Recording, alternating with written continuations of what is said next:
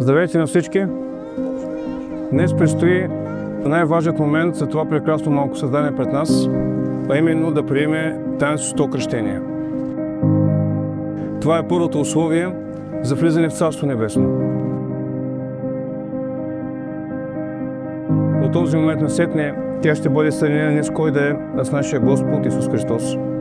Ще си има своят ангел-пазител, който ще вни над нея и ще я пази до край на дните. Не на последно място, ще си има и своят кръстник, който не го казвам само физически, че е добре и здрав, а и духовно просветен, в истинския смисъл на думата.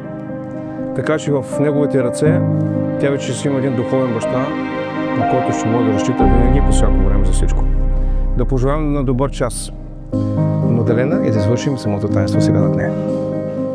Твореца небето и земята, невидимо, и един Господ Исус Христос, Сина Божий единородния, който е роден от Отца преди всички векове, светлина от светлина, Бог истина от Бог истина, роден се поред, единосъщен с Отца и чрез когото всичко е станало, който заради наш човеците и заради нашето спасение слезе от небесата и се въплати от Духа Света, го и Дева Мария и стана човек, и бе расна за нас при Понтия Пилата и страда и бе погребан, и възкръсна в третия ден според Писанията и възлезе небесата и седи отдясно на Отца, и пак ще дойде със слава да съди живи и мъртви, и царство му не ще има край.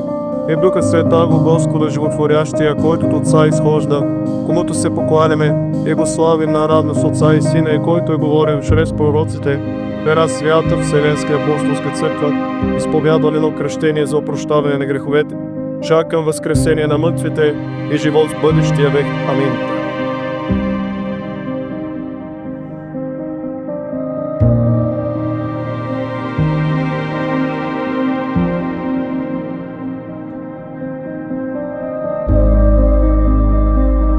Честито е на добър час на това прекрасно малко създание, което днес вече се и присъедини към всички членове на православната ни църква. От днес вече има своят ангел-пазител, днес се съедини с нашия Господ Исус Христос. Не на последно място, както казахме, си има своя кръстник, който ще отговаря за духовното и развитие. Мама и тайца са ясни, да се грижат за нея, ще я видят голяма и пораснала девойка. Така изпълнихме заръката на нашия Господ Исус Христос, който каза: идете научете всички народи, като я кръщавате в името на Отца и Сина и Светия Дух, и като ги учи да паза всичко, що съм ви заповядал. От днес до края на дните. Нека Божията милост и благодат да бъдат на всички вас, над вас и на вашите семейства. Желая на всички лек спокоен ден. И сега, преди да отидете да празнувате, ще минем първо да се поклоним пред образите на Исус Христос, Света Богородица и разбира се, та Параскева Петка и Пилатка.